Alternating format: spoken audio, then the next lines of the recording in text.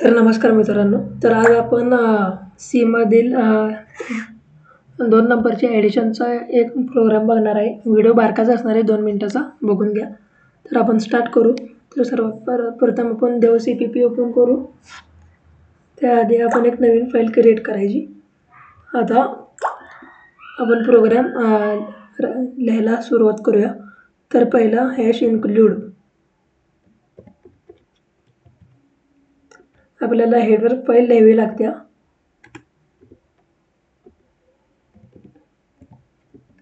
Second step आपल्याला एक main function लिहायला लागेल, कारण कंपायलर कायम ऑलवेज इथून या मेन फंक्शनपासून स्टार्ट होत असतं. आणि आता आपल्याला एक डेटा टाईप द्यावा लागणार आहे, इंट a, सर्वात प्रथम आपण ॲडिशन करू.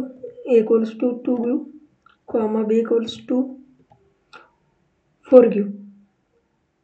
आणि या दोघांना स्टोअर करण्यासाठी अजून एक आपल्याला थर्ड व्हेरिएबल लागणार आहे, त्याचं आपण सम नाव देऊ. करेक्ट. तर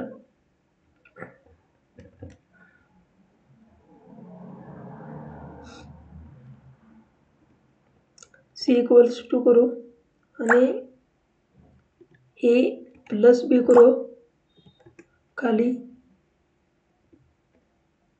printf करू. आणि आपण एक सिम्पली एक मेसेज देऊ की add this number.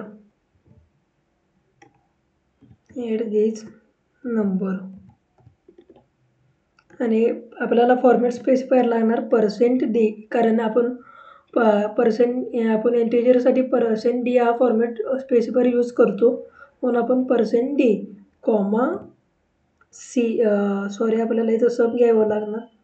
By mistake झाली, आपण c घेतला, कारण आपण इथे डिक्लेअर केलेला आहे सम आणि इथं सेमिकोलॉन. तर आपल्याला कोड डन झालेला आहे. आपण सर्वात प्रथम #include प्री-प्रोसेसर घेतलेला आहे, म्हणजे हेडर फाईल घेतल्या. का घेतल्या? कारण आपण जे प्रिंटफ फंक्शन लिहिलेलं आहे ह्याचा कोड जो असतो ना, इनबिल्ट कोड, हा या हेडर फाईलमध्ये इन्क्लूड आहे. जर ही तुम्ही हेडर फाईल लिहिला नाही तर हे प्रिंटफ फंक्शन वर्क होत नाही.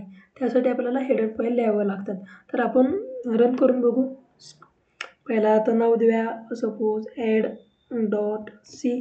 आणि आपल्याला सीचा कोड हे .c न दिल्यावर सेव्ह करावं लागतं, कारण हे एक्सटेन्शन आहे सीचं. आता बघा, compile and run. So add this number is 6.